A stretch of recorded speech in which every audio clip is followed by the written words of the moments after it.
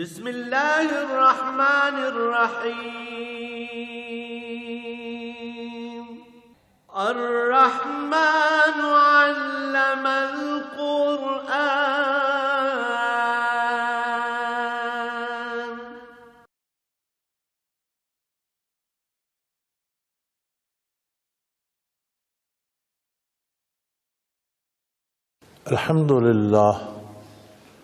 الحمد لله نحمده ونستعينه ونستغفره ونؤمن به ونتوكل عليه ونعوذ بالله من شرور أنفسنا ومن سيئات أعمالنا من يهده الله فلا مضل له ومن يضلل فلا هادي له ونشهد أن لا إله إلا الله وحده لا شريك له ونشهد أن سيدنا ومولانا محمدا عبده ورسوله. أما بعد فأعوذ بالله من الشيطان الرجيم. بسم الله الرحمن الرحيم. يعظكم الله أن تعودوا لمثله أبدا إن كنتم مؤمنين ويبين الله لكم الآيات والله عليم حكيم.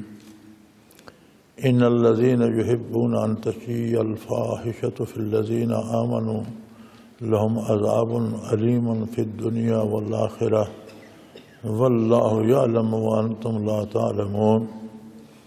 ولولا فضل الله عليكم ورحمته وأن الله رؤوف رحيم.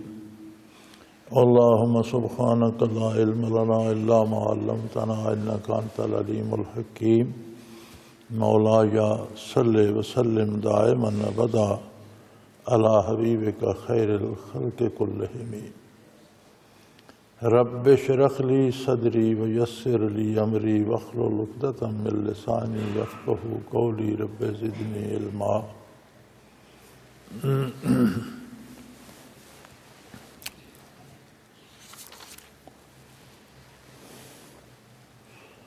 يعظكم الله أن تعودوا لمثله أبدا إن كنتم مؤمنين.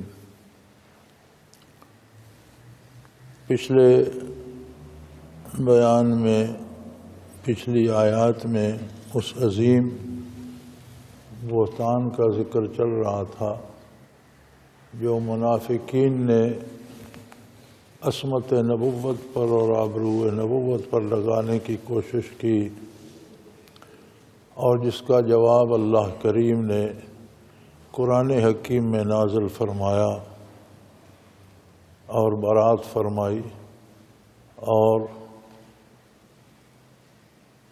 کتاب الہی کا حصہ بنا دیا کہ قیامت تک قراء و حفاظ اور تلاوت کرنے والے لوگ اسے بادب باوضو بیٹھ کر پڑھا کریں، سمجھا کریں اور دہراتے رہیں۔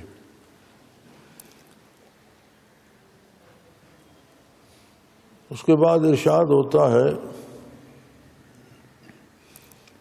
کہ اللہ کریم تمہیں نصیحت فرماتے ہیں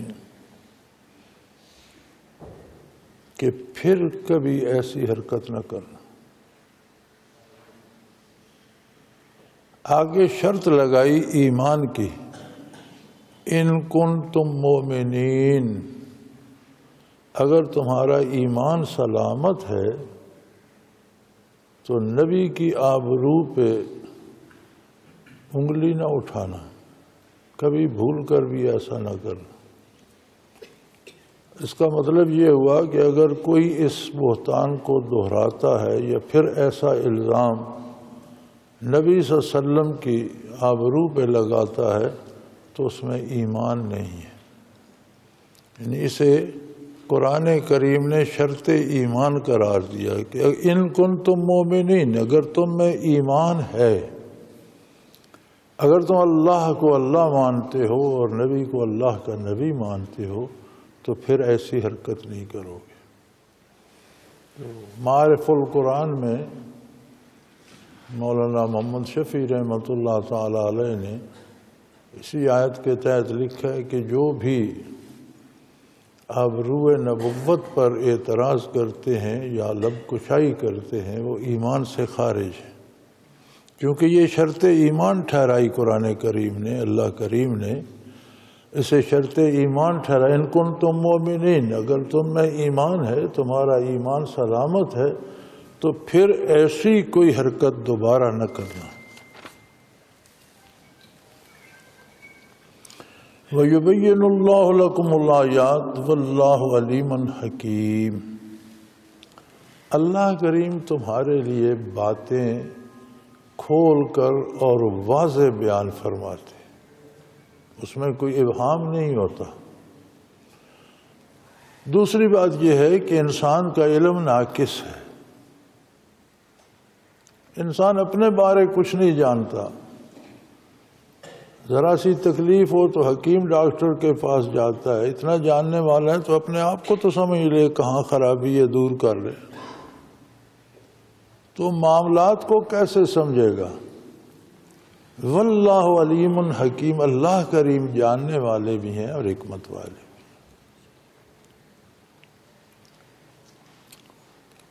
اللہ کریم جانتے ہیں اور وہ حکیم ہیں، حکمت والے ہیں۔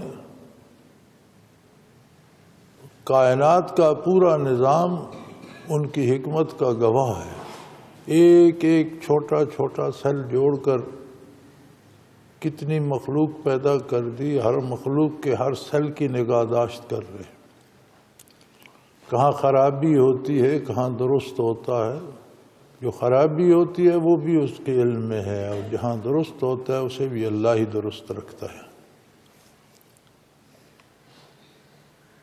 ان الذین یحبون ان تشیع الفاحشۃ فی الذین آمنوا لہم عذاب علیم فی الدنیا والآخرہ واللہ یعلم وانتم لا تعلمون۔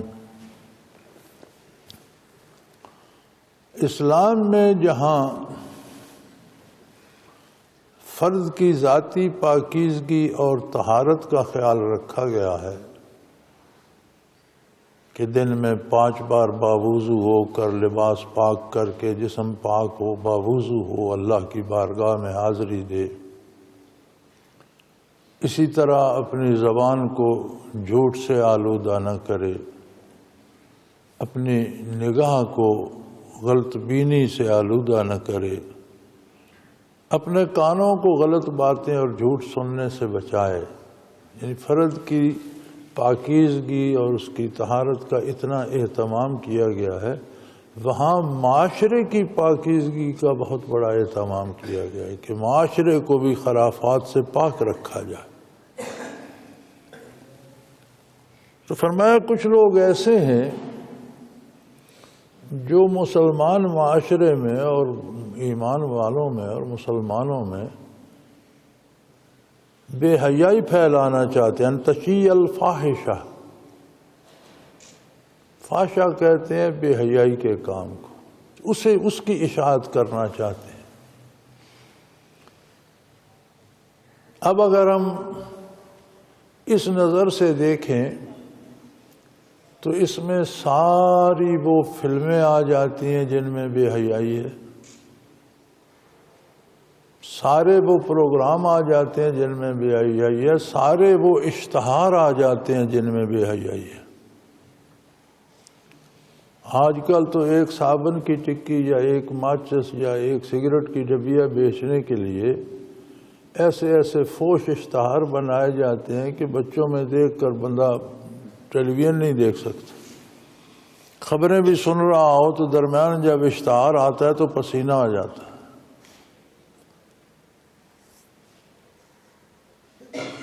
پھر ایک خاص قسم ہے فلموں کی، اور زیادہ اہل مغرب کی بنائی ہوئی ہیں جو ہیں، پھر ہمارے بھائی بھی وہ لے کر چلاتے اور لوگوں کو دکھاتے، غرض پیسہ بنانا ہوتا ہے۔ تو فرمایا جن چیزوں سے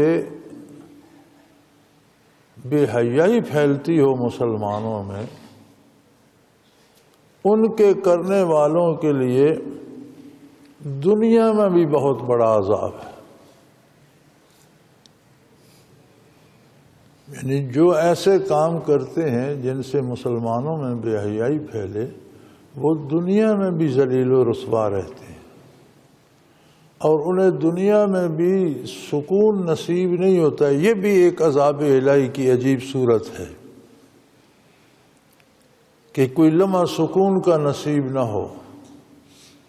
دفتر جائے تو چک چک بک بک ہوتی رہے، گھر آئے تو اس سے زیادہ آگ لگی ہوئی ہو، بیوی سے جھگڑا، بچوں سے جھگڑا، بڑوں سے جھگڑا، ماتحتوں سے جھگڑا، افسروں سے جھگڑا، جہاں جاؤ وہاں تو تکاری ہو رہی ہو۔ یہ بھی اللہ کا بہت بڑا عذاب ہے کہ جو لوگ بھی یہ کام کریں گے اور یہ چاہیں گے کہ مسلمانوں میں بے حیائی پھیلائی جائے، ان کے لیے دنیا میں بھی بڑا عذاب ہے، ان کی زندگی عذاب بن جاتی ہے، اور پھر خودکشیاں کرتے پھرتے ہوتے ہیں یا قتل ہو جاتے ہیں، کوئی سکھ کا سانس نہیں لے سکتے۔ والآخرہ، اور مرنے کے بعد پھر عذاب میں مبتلا ہو جائیں گے۔ انسانی مزاج بھی عجیب ہے۔ انسان کی ایک بنیادی بات جو اس کے دل میں بیٹھ گئی ہے وہ یہ ہے کہ دولت ہو تو آرام اور سکون خریدا جا سکتا ہے۔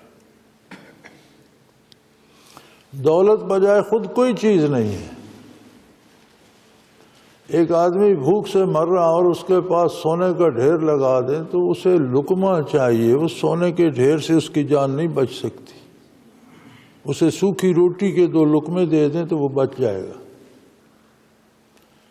دولت ہوتی ہے آسانیاں خریدنے کے لیے۔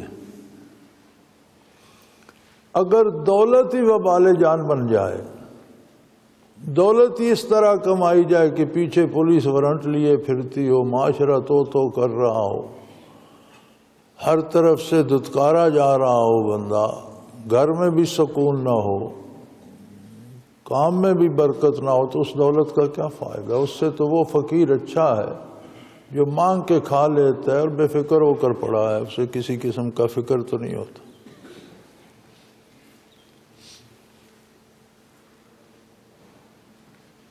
تو دولت بجائے خود کوئی چیز نہیں، لیکن ہماری غلطی ہمارے معاشرے کی یہ ہے کہ ہم اس بات کے پیچھے پڑ گئے ہیں کہ دولت چاہیے، حرام آئے حلال آئے، جائز آئے ناجائز آئے، رشوت آئے چوری آئے ڈاکہ آئے، چھین کے لو، کہیں سے بھی لو، دولت اکٹھی کرنی چاہیے۔ بڑا اچھا جملہ کسی نے کہا تھا،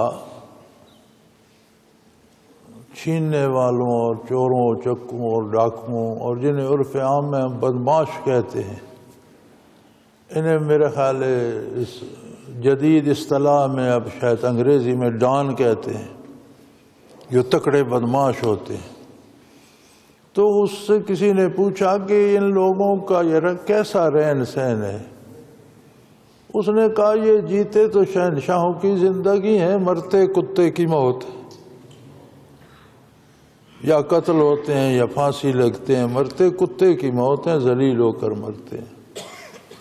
اور یہ بھی اس کا خیال تھا کہ شہنشاہوں کی زندگی جیتے، یہ بھی غلط ہے۔ زندگی کا ہر لمحہ ان کے لیے نئی بے چینی، نئی بے قراری، نئی مصیبت لے کر آتا۔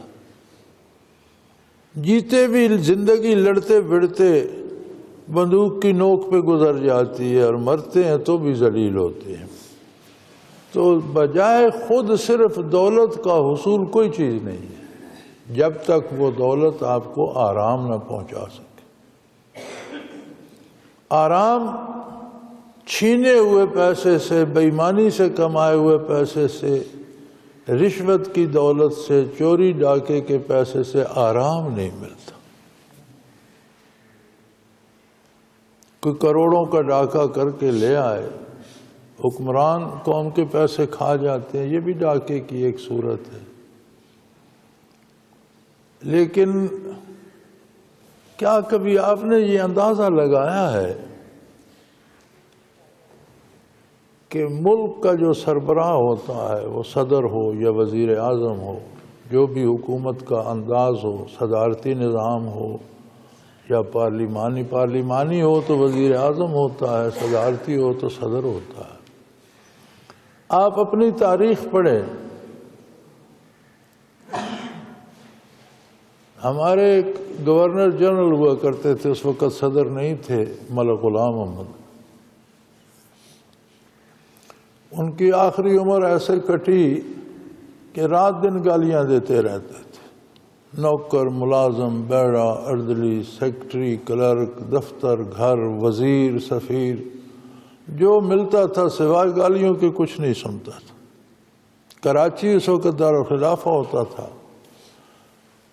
وہ بحیثیت گورنر جنرل پاکستان کے سربراہ کی حیثیت سے ہی مر گئے، اور آپ دیکھیے مرنے کے بعد پوری کراچی میں کسی مسلمان نے انہیں مسلمانوں کے قبرستان میں دفن کرنے کی اجازت نہیں دی۔ جہاں حکومتی کارندے جاتے قبر بنائے، لوگ کھڑے ہو جاتے کہ اس موذی کو ہمارے قبرستان میں مت ڈال۔ آخر ایک عیسائیوں کا قبرستان ہے، یہ جو ایئرپورٹ سے سڑک جاتی ہے اس کے ساتھ اندر، صدر سے اندر جا کر ادھر سے جاتے ہوئے بائیں ہاتھ پہ آتا ہے، ان کی منت کی گئی اور انہوں نے کہا ادھر گیٹ کے ساتھ تھوڑی سی جگہ ہے، ہماری قبروں میں تو ہم قبر نہیں بنانے دیتے، ادھر الگ سی تھوڑی سی جگہ خالی پڑی ہے، یہاں دفعہ وہ آج بھی کراچی عیسائیوں کے قبرستان میں پڑا ہے۔ کیا فائدہ اس صدارت کا اور اس حکومت کا؟ کچھ مارے گئے، جو بچ گئے وہ سارے، یار کتنی عجیب بات ہے کہ وزیر اعظم کے دفتر سے نکلتا ہے تو اسے پکڑ کر جیل میں ڈال دیتے۔ کیا فائدہ اس وزارت عظمیٰ کا؟ مزہ تو جب تھا کہ آپ دفتر سے نکلتے لوگ دعائیں کر رہے ہوتے کہ یا اللہ اس بندے کو واپس لے آ، اس نے تمہاری زندگی آسان کر دی تھی، اس نے تو ملک کو خوشحال کر دیا۔ تو کیا فائدہ ان عہدوں کا جن کے آگے جیل کی مصیبت کھڑی ہو یا پھانسی گھاٹ پہ جانا پڑے؟ بڑے مزے کی بات ہے، لوگوں کو بیوقوف بنانے کے لیے کہتے ہیں جی انہوں نے قربانی دی۔ قربانی کیا؟ خاک دی اگلوں نے پکڑ کر لٹکا دیا، قربانی کون سی دی؟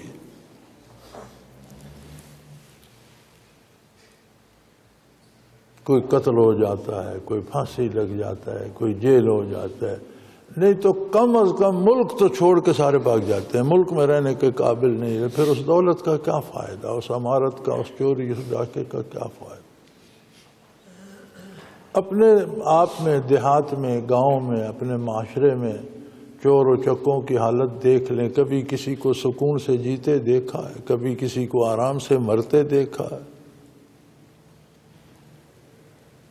تو فرمایا یہ دولت اچھی چیز ہے، حلال طریقے سے کماؤ، آرام بھی دے گی، عزت بھی دے گی۔ ناجائز طریقے سے اکٹھی کرو گے تو یہی عذاب بن جائے گا، دنیا میں بھی اور آخرت میں بھی۔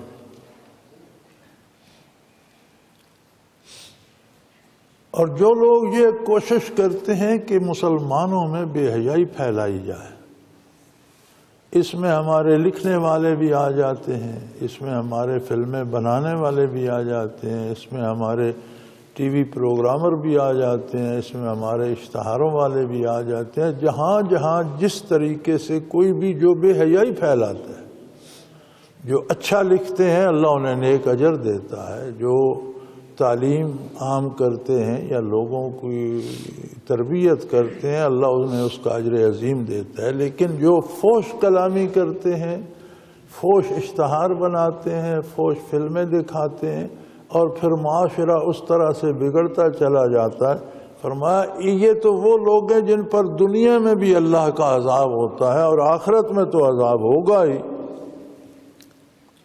واللہ یعلم وانتم لا تعلمون، تم نہیں جانتے، اللہ جانتے ہیں۔ تم تو ان کے محلوں کی اونچی دیواروں کے باہر بیٹھے ہو، تم سمجھتے ہو اندر سب خیر ہے، محلات تو چھوڑ کر ان کے سینوں میں خیر نہیں ہے، عجیب عجیب پریشانیاں، عجیب عجیب نرالے نرالے دکھ اور عجیب عجیب باتیں۔ ولولا فضل اللہ علیکم ورحمتہ وان اللہ رؤوف الرحیم۔ قرآن کریم نے ان لوگوں کی گرفت کی جنہوں نے اس میں حصہ لیا تھا۔ عبداللہ ابن ابی منافق تھا، اس نے طوفان اٹھا تو صرف 3 مسلمان اس کے کہنے پر ان کے منہ سے یہ بات نکلی، ان تینوں کو 80 درے مارے گئے اور انہوں نے توبہ بھی کی، اللہ سے معذرت بھی چاہی، آئندہ کے لیے توبہ بھی کی۔ جو لوگ سن کر کچھ نہیں بولے، خاموش رہے، اللہ کریم ان پر بھی ناراض ہوئے۔ تمہیں بولنا چاہیے تھا، تمہیں کہنا چاہیے تھا سبحانہ ھذا بہتان عظیم، اللہ پاک ہے یہ بہت بڑا بہتان ہے، تمہیں یہ کہنا چاہیے تھا۔ چنانچہ سب کو توبہ کا حکم ہوا، اور پھر اس کے بعد فرمایا کہ یہ بھی اب اللہ کی مہربانی ہے کہ اس نے تمہیں غرق نہیں کر دیا، یہ تباہ نہیں کر دیا، یہ تم پر آسمان سے بجلی نہیں گر پڑی۔ اگر تم پر اللہ کی مہربانی نہ ہوتی تو تم تباہ ہو گئے تھے۔ عظمت رسالت کے بارے اور آپ صلی اللہ علیہ وسلم کی آبرو کے بارے ذرا سا غلط وہم بھی لانا دنیا و آخرت دونوں جہانوں کی تباہی کا سبب ہے۔ اور یہ تو اللہ کا کرم تھا کہ اس نے تمہیں معاف کر دیا۔ وَأَنَّ اللَّهَ رَؤُوفٌ الرحیم، اس لیے کہ اللہ بہت بڑا مہربان اور بہت بڑا رحم کرنے والا ہے۔ یہ بھی اس کی توفیق ہے کہ تمہیں اپنی غلطی کا احساس ہو گیا اور تم نے توبہ کی، اور جو سن کر خاموش رہے ان پر بھی گرفت ہوئی کہ تمہیں بولنا چاہیے تھا اور تمہیں کہنا چاہیے تھا کہ یہ بہتان ہے اور بہت بڑا بہتان ہے اور یہ بہت غلط ہے۔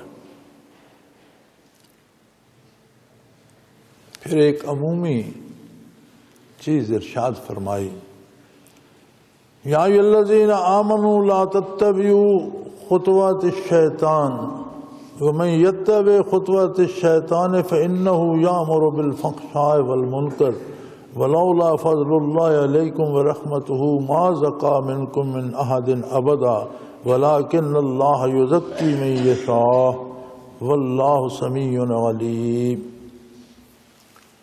ہر انسان کے اندر ایک مشین ہے، ایک ٹیلی ویژن سیٹ ہے، ایک ریسیونگ سیٹ ہے، ایک وائرلیس سیٹ ہے ہر انسان کے اندر۔ اور یہ جو فضا ہے اس میں اچھی باتیں بھی گردش کرتی رہتی ہیں، جو کچھ اللہ کے نبیوں اور رسولوں نے فرمایا اسے بھی قیامت تک فضا سے مٹایا نہیں جا سکتا۔ جو کچھ نبی علیہ السلام نے فرمایا وہ نورانی الفاظ بھی اس فضا میں موجود ہیں۔ جو کچھ اللہ کے نیک بندوں نے، خلفاء راشدین، صحابہ کرام، تابعین، تبع تابعین، علماء حق، جو کچھ حق فرماتے رہے وہ بھی اس ساری فضا میں موجود ہے۔ اب جو شیطان، ابلیس یا شیطان کے پیروکار جو انسانوں میں سے بھی بن گئے ہیں، جو بے حیائی نشر کرتے ہیں، وہ بھی اس فضا میں موجود ہے۔ انسان کے اپنے اندر سینے میں ایک سیٹ لگا ہوا ہے، ریسیونگ سیٹ، جو ان چیزوں کو وصول کرتا ہے۔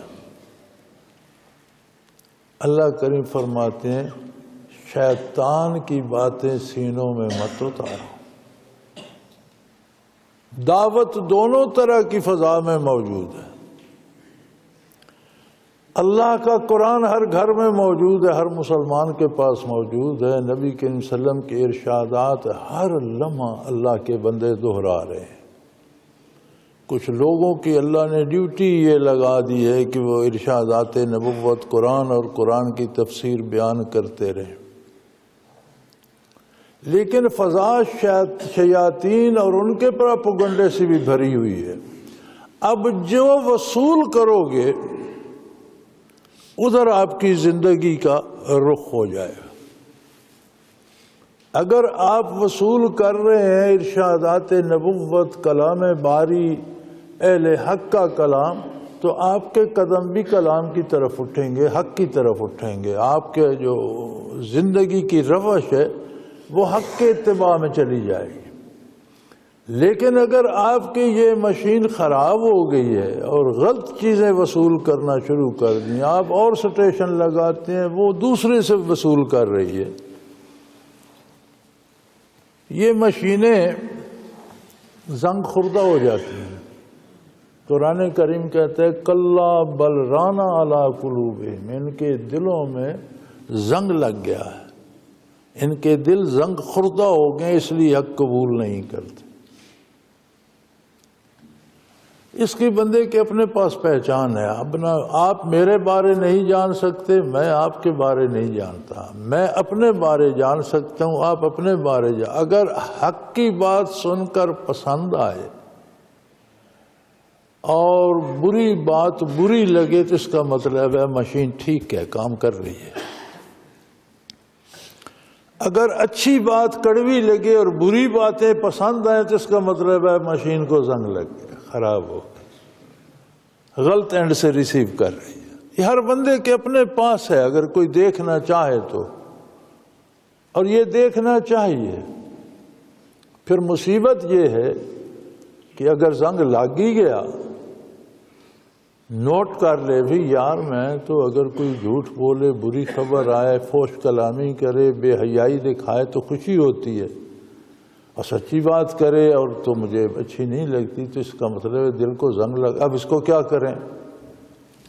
نبی کریم صلی اللہ علیہ وسلم نے اس کا علاج بتایا، فرمایا لِكُلِّ شَيْءٍ سِقَالَةٌ وَسِقَالَةُ الْقُلُوبِ ذِكْرُ اللَّهِ او کما قال رسول اللہ صلی اللہ علیہ وسلم۔ آپ نے فرمایا ہر چیز کی پالش ہوتی ہے، اسے زنگ لگ جائے تو اس سے پالش کیا جاتا ہے تو وہ چمک اٹھتی ہے۔ دلوں کی پالش اللہ کا ذکر ہے۔ اگر دل کو زنگ لگ گیا، ذکر کرو تو بھی زنگ صاف ہو جائے گا، نہیں لگا تو بھی ذکر کرو کہ وہ صاف رہے، اسے زنگ لگے ہی نہیں۔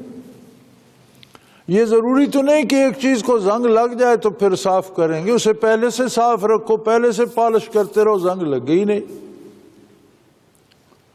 تو حضور اکرم صلی اللہ علیہ وسلم نے فرمایا کہ ہر چیز کی ایک پالش ہوتی ہے جو زنگ اتار دیتی ہے، اسے چمکا دیتی ہے، صاف کر۔ دلوں کی پالش اللہ کا ذکر ہے، اللہ کی یاد ہے، اللہ کا نام ہے۔ قرآن کریم نے بھی اس کا علاج کثرت ذکر میں بتایا، اور جگہ جگہ فرمایا، ذکر کثیر کا حکم دیا کہ ذکر کثیر کرو، اللہ کو یاد کرتے رہو۔ فرمایا ایمان والو، ایمان کا تقاضا تو یہ ہے کہ تم شیطان کے پیچھے نہ چلو، اس کی بات مت مانو، اس کی بات سنو ہی نہیں، رد کر دو۔ لا تتبعوا خطوات الشیطان، جو شیطان کی بات سنے گا وہ اس کے پیچھے چلنے لگ پڑے گا، اور جو شیطان کے پیچھے چلے گا اسے کیسے سمجھ آئے کہ میں شیطان کے پیچھے جا رہا ہوں؟ فرمایا من یتبع خطوات الشیطان، جو شیطان کے پیچھے چل پڑے، فإنه یأمر بالفحشاء والمنکر، تو شیطان اس سے بے حیائی اور برائی کے کام کراتا ہے۔ انسانی مزاج ہے جب بگڑتا جائے اور بہت حد سے زیادہ بگڑ جائے نا تو پھر لوگ ان باتوں پہ فخر کرتے ہیں، جی میں نے اتنے قتل کیے تھے، میرا کسی نے کیا بگاڑ لیا، میں نے اتنے ڈاکے مارے، میں نے اتنے لوگوں کو لوٹا، اس پہ فخر کرتے ہیں۔ یہ بگاڑ کی انتہائی صورت ہے۔ فرمایا جب سمجھو کہ تمہارا مزاج برائی کی طرف جا رہا ہے، گناہ کی طرف رغبت ہو، تو سمجھ جاؤ کہ یہ میں شیطان کے پیچھے جا رہا ہوں، رک جاؤ، توبہ کرو، اللہ سے واپسی کے لیے مدد چاہو، اللہ کا ذکر کرو اور واپس آ جاؤ۔ کیونکہ شیطان کے پیچھے جو چلتا ہے، شیطان اسے بے حیائی اور برائی کرنے کو کہتا ہے، اور جو نیکی کرتے ہیں انہیں بھی اس ذوق میں نہیں آنا چاہیے کہ میں فرشتہ ہوں، میں بڑا پارسا ہوں، نہیں، اس کا کوئی کمال نہیں ہے۔ وَلَوْلَا فَضْلُ اللَّهِ عَلَيْكُمْ وَرَحْمَتُهُ مَا زَكَىٰ مِنْكُمْ مِنْ أَحَدٍ، اگر اللہ کا کرم اور اس کی رحمت نہ ہو تو تم میں سے کوئی بھی پاک دامن نہیں ہو سکتا، اپنے آپ کو بچا نہیں سکتا۔ جو نیکی کرتا ہے، جو اللہ اللہ کرتا ہے، جو اللہ کی عبادت کرتا ہے، حلال رزق کماتا ہے، حلال کھاتا ہے، سچ بولتا ہے، اچھے کام کرتا ہے، اسے اپنی پارسائی پہ اکڑ نہیں جانا چاہیے، اسے اور اللہ کا احسان ماننا چاہیے کہ مجھے اس نے، کیونکہ یہ اللہ کی دی ہوئی توفیق ہے کہ تم نیکی کرنے لگ جاؤ، یہ بھی اس کا احسان ہے کہ تمہیں نیکی کی توفیق دے دے، یہ تمہارا کمال نہیں ہے۔ تو دونوں طرف خطرہ ہے، گناہ پر چل پڑو تو بہت خطرناک ہے کہ شیطان کے پیچھے جا رہے ہو، اور اگر گناہ سے بچ گئے نیکی پر فخر کرنے لگو اور خود کو پارسا اور مقدس سمجھو تو یہ بھی خطرناک ہے۔ یہ اللہ کا شکر ادا کرو کہ اس نے نماز روزے کی توفیق دی، تلاوت کی توفیق دی، اپنی یاد کی توفیق دی، نیک بننے، اس لیے کہ تم میں سے کوئی بھی اپنی نفس کو پاک نہیں کر سکتا جب تک اللہ اسے پاکیزگی عطا نہ کرے۔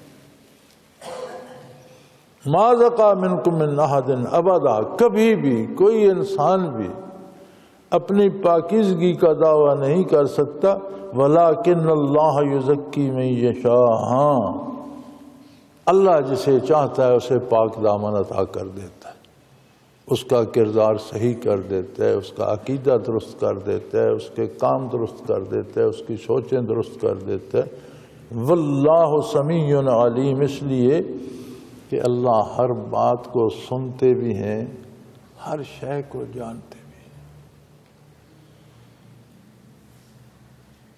تو جب کسی کے دل میں یہ حسرت آئے کہ اللہ میں بھی اس شیطانی طاقت سے آزاد ہو جاؤں، شیطان کے نقش قدم پر نہ چلوں، میں تیری اطاعت کروں، تیرے نبی کی اطاعت کروں، صدق دل سے یہ چاہے تو اللہ سنتے بھی ہیں، جانتے بھی ہیں، اور اس کے لیے ہدایت کے راستے کھول دیتے ہیں اور اسے نیکی کی طرف لے جاتے ہیں اور اسے پاک باز بنا دیتے ہیں۔ لیکن پھر اپنی پاک بازی پر بھی اسے فخر نہیں کرنا چاہیے، پھر اسے اللہ کریم کا احسان ماننا چاہیے۔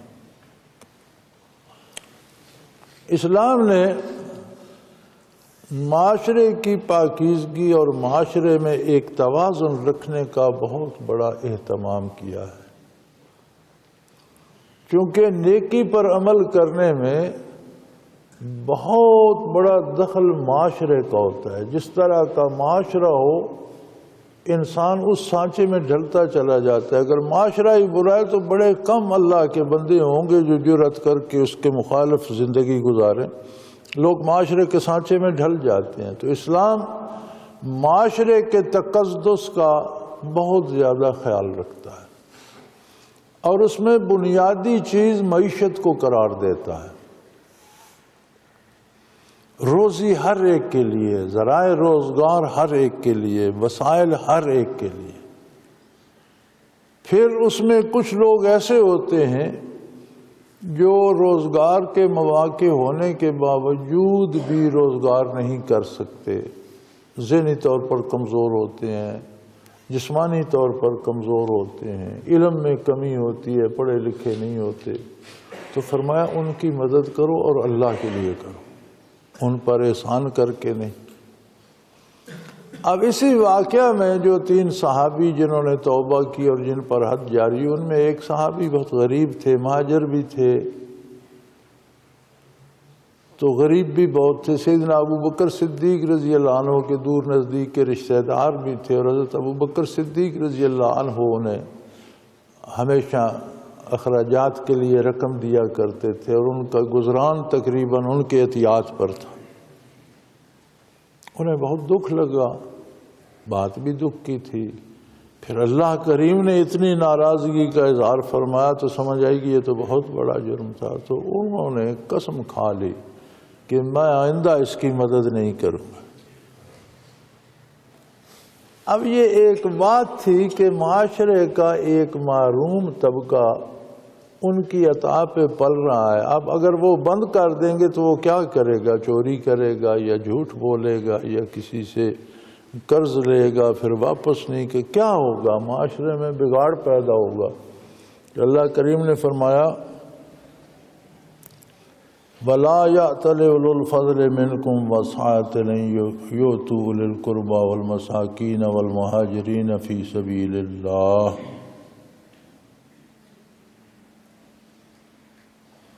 فرمایا تم میں جن لوگوں کو اللہ نے فراخی دی ہے اور عزت دی ہے معاشرے میں، اور بزرگی اور پاکیزگی عطا کی ہے، اور جن کے تقدس پہ لوگ فخر کرتے ہیں، وہ یہ نہ کریں کہ جن غریبوں کو، ناداروں کو وہ صدقات دیا کرتے تھے انہیں دینے سے قسم کھا بیٹھیں کہ میں آئندہ انہیں نہیں، فرمایا یہ نہیں کیا جانا، یہ درست نہیں ہے۔ انہوں نے جرم کیا، اللہ سے توبہ کی، اللہ نے معاف کر دیا، آپ بھی معاف کر دیں، درگزر سے کام لیں، اور جس طرح ان کی مدد کرتے تھے کرتے رہیں۔ یہ نہ ہو کہ وہ بندہ پھر برائی کی طرف جائے، کسی سے جھوٹ بولے، کسی سے قرض لے کے کھا جائے، یا کسی کی چوری کرے، کیا کرے گا؟ یا تکلیف سے تڑپ کر مر جائے تو معاشرے کا ایک عضو متاثر ہوگا۔ فرمایا یہ درست نہیں ہے۔ چنانچہ سیدنا ابوبکر صدیق رضی اللہ عنہ نے پھر وہ قسم توڑ دی اور اس کا کفارہ دیا، اور پھر اس کی مدد اسی طرح فرمایا کرتے تھے۔ فرمایا آپ میں جو بزرگی والے اور کشادگی والے ہیں، جن کے پاس کچھ دینے کو ہے، وہ یہ نہ کریں کہ دور نزدیک کے رشتہ دار بھی ہوں، مسکین اور محتاج بھی ہوں، پھر وہ مہاجر بھی ہوں، اللہ کی راہ میں انہوں نے ہجرت بھی کی ہو، تو ان کے جو صدقات یا عطایا دیتے تھے وہ بند کر دیں یا قسم کھا لینے، یہ درست نہیں۔ چنانچہ سیدنا ابوبکر صدیق رضی اللہ عنہ نے اپنی وہ قسم توڑی اور قسم کا کفارہ دیا، اور پھر ان کی مدد فرمایا کیا کرو، وَلْيَعْفُوا وَلْيَصْفَحُوا، ان لوگوں کو معاف کر دو اور ان سے درگزر کا سلوک کرو۔ ایک بندے سے غلطی ہو گئی، اب اسے اس غلطی کا احساس ہو گیا، اس نے توبہ کر لی، تو جب توبہ سے اللہ کریم معاف فرما دیتے ہیں تو آپ اس پر فرض جرم لگائے نہ رکھیں، آپ بھی معاف کر دیں، درگزر کریں۔ اللہ کریم نے معاف کر دیا، اور یہ اللہ کا احسان ہے کہ آپ کو اس نے دینے والا بنایا اور اس کو آپ کا محتاج کر دیا، تو اس سے آپ درگزر کریں، اسے معاف کر دیں۔ کیا آپ لوگ یہ الا تحبون ان یغفر اللہ لکم، کیا تم لوگ نہیں چاہتے کہ تمہیں اللہ معاف کر دے؟ اللہ کا حساب بھی بڑا باریک ہوگا۔ تم معاشرے میں لوگوں کو معاف کرو گے تو اللہ تمہاری خطائیں بھی معاف فرمائے گا، اور تم اپنے حساب میں اتنے سخت گیر ہوگے تو شاید اللہ اس سے زیادہ سختی کرے۔ اگر تم یہ چاہتے ہو کہ بحیثیت انسان، بتقاضائے بشریت تم سے بھی لاکھوں خطائیں ہوتی ہیں، اور تم یہ چاہتے ہو کہ اللہ کریم تمہیں معاف کر دیں، تو تم بھی لوگوں کو معاف کر دو، تم بھی ان سے درگزر سے کام لو۔ واللہ غفور الرحیم، اللہ معاف کرنے والے، بخشنے والے اور رحم کرنے والے۔ تو معاشرے میں ایک توازن ہونا چاہیے، اور کسی سے غلطی ہو گئی ہے اور وہ توبہ کرتا ہے تو اسے معاف کیا جانا چاہیے، اور معاشرے میں جو غلطیاں ہوتی ہیں ان کی حدود مقرر ہیں۔ کچھ ایسی ہیں جن پر سزا لازم ہے، اور وہ سزا اللہ کی طرف سے مقرر ہے، انہیں حدود کہتے ہیں۔ مثلاً 3-4 امور میں حدود ہیں، بدکاری کرے گا تو حد جاری کی جائے گی، چوری کرے گا حد جاری کی جائے گی، ڈاکہ کرے گا حد جاری کی جائے گی، اسی طرح قتل کا بدلہ قتل کیا جائے گا، قصاص لیا جائے گا۔ اس میں بھی رعایت کر دی ہے، پھر قتل کے بدلے میں پھر رعایت کر دی اللہ نے کہ اگر اس کے ورثاء معاوضہ لے کر معاف کرنا چاہیں تو وہ کر سکتے ہیں، بجائے اس کے کہ صرف ایک قتل کے بدلے دوسرا بندہ ہی قتل کیا جائے گا۔ اگر وہ اس کے ورثاء اس بات پہ راضی ہو جائیں کہ وہ اتنا معاوضہ دے دے تو اس کے جو بچے بیوی چھوٹے یا بڑے یا جو اس کے والدین بزرگ رہ گئے ان کی ضرورت کا اہتمام ہو جائے گا، بندہ مارنے کی کیا ضرورت ہے۔ اسی طرح باقی جرائم میں تعزیرات ہیں جو سنت سے اور حدیث سے بھی ثابت ہیں، اور وہ جج یا قاضی کی ثوابدید پہ ہوتی ہیں۔ تو کچھ امور ایسے ہیں جن میں سزائیں لازمی ہیں، لیکن یہ روزمرہ کے چھوٹے چھوٹے معاملات جو ہیں، چھوٹی چھوٹی باتیں جو ہیں، جن سے بات بڑھتی ہے تو پھر کئی خون ہو جاتے ہیں، ان باتوں سے درگزر کرنا چاہیے اور خطا معاف کرنی چاہیے۔ اس لیے کہ تم سے بھی ہزاروں خطائیں ہوتی ہیں، وہ غفور الرحیم تمہارا پردہ بھی رکھتا ہے، اور تم یہ امید بھی رکھتے ہو کہ ہمیں معاف کر دے گا، تو پھر دوسروں کو بھی معاف کیا کریں، درگزر کیا کریں۔ پھر وہ بات دہرائی، ان الذین یرمون المحصنات الغافلات المؤمنات، یہ لوگ جو ایسی خواتین پہ تہمت لگاتے ہیں جو پاک دامن ہیں اور ان بے حیائی کی باتوں سے بالکل الگ ہیں، غافل ہیں، انہیں ان باتوں کی خبر ہی نہیں، وہ ان چیزوں کو جانتی ہی نہیں، اور وہ اللہ پر ایمان رکھنے والی حقیقی مومن ہیں، لعنوا فی الدنیا والآخرہ، ایسے لوگوں پر دنیا میں بھی اللہ کی لعنت ہوتی ہے اور آخرت میں بھی اللہ کی لعنت۔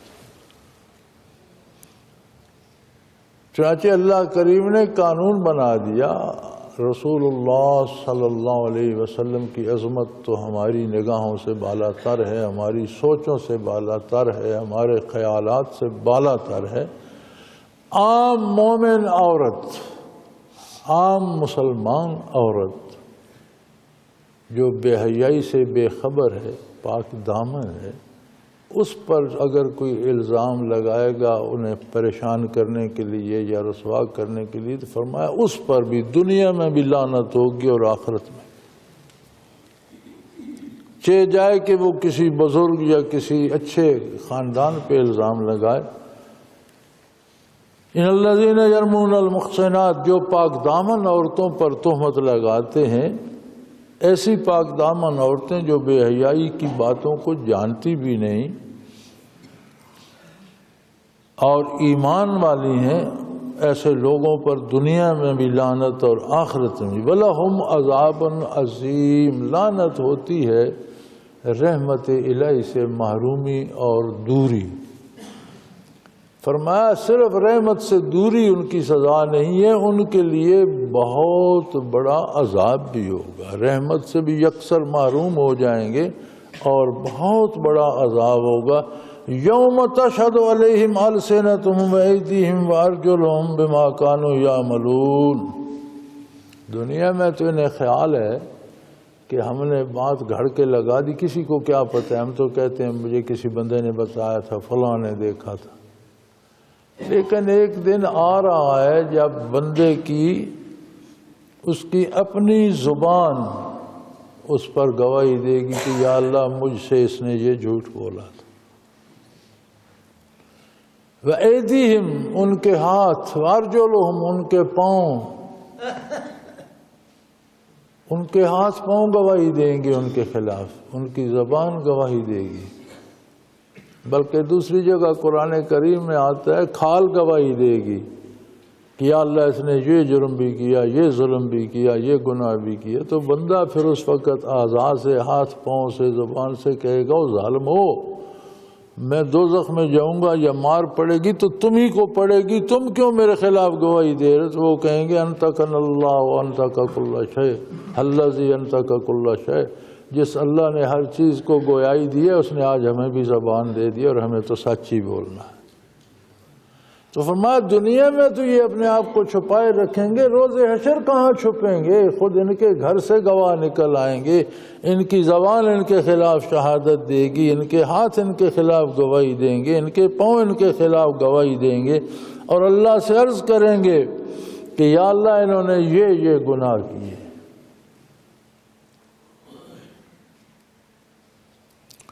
یومئذ یوفیہم اللہ دینہم الحق وَيَعْلَمُونَ أَنَّ اللَّهُ الْحَقُّ الْمُبِينُ۔ وہ دن ایسا ہوگا کہ نہایت انصاف کے ساتھ ہر ایک کو پورا پورا بدلہ دیا جائے۔ اب لوگوں کو یہ دیکھ لینا چاہیے کہ وہ کیا چاہتے ہیں۔ بھلائی چاہتے ہیں تو اللہ کے رسول کی اطاعت کریں اور شیطان کا اتباع نہ کریں، اور اگر شیطان کے پیچھے جائیں گے تو پھر شیطان کی سزاؤں میں سے انہیں بھی ملے گی، جو وہ کام کریں گے اس کی سزا ملے گی۔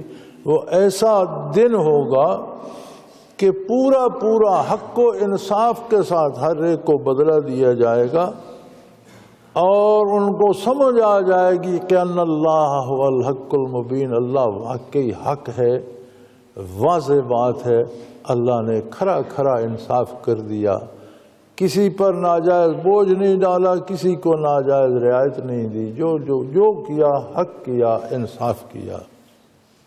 اور فرمایا پھر مزاج بن جاتے ہیں، انسانی مزاج ایسے ہو جاتے ہیں، الخبیثات للخبیثین والخبیثون للخبیثات والطیبات للطیبون والطیبون للطیبات اولئک مبرؤون مما یقولون لهم مغفرۃ ورزق کریم۔ انسانی مزاج بن جاتا ہے، اگر آپ انسان کے اندر برائی ہو تو وہ بروں کے ساتھ رہنا پسند کرتا ہے، اور جس کے اپنے اندر اچھائی اور نیکی ہو وہ بروں سے اجتناب کرتا ہے اور نیک لوگوں کے ساتھ بیٹھنا اٹھنا پسند کرتا ہے۔ اسی طرح خبیث عورتیں، بدکار عورتیں اپنی زندگی گزارنے کے لیے بدکار ساتھی تلاش کیا کرتی ہیں، اور بدکار مرد جو ہوتے ہیں وہ بھی بدکار عورتوں ہی کے عشق میں مبتلا ہوتے ہیں اور بری عورتیں ہی تلاش کرتے ہیں۔ یہ عمومی انسانی مزاج کی بات ہو رہی ہے۔ والطیبات للطیبین، پارسا عورتیں، پاک دامن عورتیں پاک اور پارسا مردوں کو پسند کرتی ہیں۔ جو خود بے حیا نہیں ہوتی، وہ نہیں چاہتی کہ اس کی کسی بے حیا بندے کے ساتھ شادی ہو جائے، اسے وہ پسند نہیں ہوتا۔ جو خود شریف ہوتی ہے اپنے لیے شریف بندہ چاہتی ہے، اور جو مرد شریف ہوتا ہے وہ بھی اپنے لیے اپنی بیوی شریف چاہتا ہے۔ یہ انسانی مزاج بن جاتا ہے۔ تو یہاں علماء کرام رضوان اللہ علیہم نے لکھا ہے کہ کسی نبی سے زیادہ پاک کون ہوگا؟ پاک دامن، اور دامن کی پاکیزگی کی انتہا نبوت ہے۔ کسی بھی نبی کی بیوی اخلاقی جرائم میں نہیں ملوث، کوئی بھی۔ گناہ دو طرح کے ہیں، ایک گناہ ہوتا ہے جو طاری ہوتا ہے، ایک گناہ ہوتا ہے جسے ساری کہتے ہیں، جو جسم میں صلاحیت کر جاتا ہے، جیسے حرام کھا لیا، وہ جسم کا حصہ بن گیا، خون بن گیا، گوشت بن گیا، یہ ہوتا ہے ساری، جسم میں صلاحیت کر گیا۔ ایک ہوتا ہے طاری۔ کفر جو ہے یہ گناہ ساری نہیں ہے، یہ طاری ہے۔ کوئی حرام چیز کھاتا ہے یا کوئی بدکاری کرتا ہے تو جسم اس میں ملوث ہوتا ہے، وہ جسم میں ساری ہو جاتا ہے۔ عقیدہ جو ہوتا ہے اس کا گناہ طاری ہوتا ہے، یعنی جسم پہ چھا جاتا ہے، کسی وقت توبہ کر لے تو ہٹ جاتا ہے۔ حرام کھا لیا، اب توبہ کرتا رہے، لیکن حرام سے جو گوشت بنا ہے، جو خون بنا ہے، وہ توبہ سے تو زائل نہیں ہوگا۔ نبی صلی اللہ علیہ وسلم نے فرمایا کہ ایسے بندے جنہوں نے زندگی میں حرام کھایا، مرنے کے بعد ان کی نجات ہو بھی گئی تو اتنی دیر کے لیے دوزخ میں بھیجے جائیں گے کہ وہ حرام کا گوشت جل جائے اور حرام کا خون جل جائے، پھر انہیں اللہ نیا خون گوشت دے کر جنت میں بھیجے۔ حرام کا گوشت اور خون جنت میں نہیں جائے گا۔ تو انبیاء کی بیویاں غیر مسلم تو ہوئی ہیں۔ نوح علیہ السلام کی بیوی ایمان نہیں لائی تھی، لوط علیہ السلام کی بیوی ایمان نہیں لائی تھی۔ دو بیویاں ہیں جن کا ذکر قرآن میں ہوا، جن کا ذکر نہیں ہوا وہ اللہ بہتر جانے۔ ایمان نہیں لائی تھی، یہ گناہ طاری تھا، توبہ کرتی تو صاف ہو جاتا، لیکن کسی اخلاقی جرم میں ملوث نہیں پائی گی۔ کوئی نبی کی بیوی گناہ نہیں کرتی۔ اولئک مبرؤون مما یقولون، اور شریف خواتین اور شریف مرد لوگوں کے جو الزامات ہیں ان سے بری ہوتے ہیں، ان کا اس سے کچھ نہیں بگڑتا۔ لہم مغفرۃ ورزق کریم، اور اللہ کے ایسے ہی شریف اور نیک مردوں اور نیک عورتوں کے لیے اللہ کی بخشش بھی ہے، اور اس کا خوبصورت رزق، اس کی بہتر عطا۔ اللہ کا رزق ہر لمحے ہمیں چاہیے۔ زندگی اس کا رزق ہے، بینائی اس کا رزق ہے، توانائی اس کا رزق ہے، غذا اس کا رزق ہے، علم اس کا رزق ہے۔ موت حق پر آئے اور خوبصورت آئے تو بہترین رزق ہے، موت کے بعد زندگی پھر اس کا رزق ہے، آخرت میں اس کی نعمتیں اس کا رزق ہے۔ تو فرمایا ایسے لوگوں کے لیے اللہ کے پاس بہت خوبصورت رزق ہوتا ہے، انہیں دنیا میں بھی بڑے سکون سے رکھتا ہے، ان کی موت بھی بڑی پرسکون ہوتی ہے، اور ان کی آخرت بھی پرسکون ہوتی ہے۔ وآخر دعوانا ان الحمد للہ رب العالمین۔ اللہ اللہ اللہ اللہ اللہ اللہ اللہ اللہ۔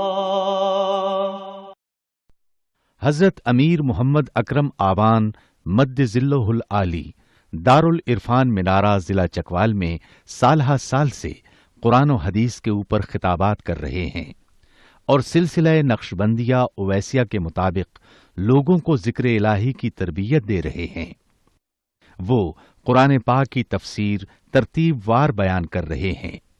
تفسیر قرآن کو وہ موجودہ ملکی اور بین الاقوامی حالات کے مطابق بیان کرتے ہیں۔ موٹر وے سے کلر کہار کے انٹرچینج سے نکلتے ہوئے، کلر کہار کی جھیل سے ہوتے ہوئے، میانی، بوچھال اور نور پور سے گزرتے ہوئے دارالعرفان منارہ پہنچ سکتے ہیں۔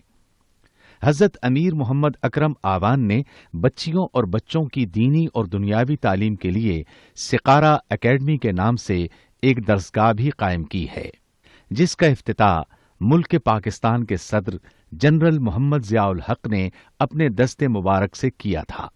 وہ تمام احباب جو اسلام کی طلب رکھتے ہیں، ان سے گزارش ہے کہ دارالعرفان منارہ ضلع چکوال میں امیر محمد اکرم آوان صاحب کے خطابات سے مستفید ہوں۔ وہ ہر جمعے کو نماز سے پہلے بیان فرماتے ہیں۔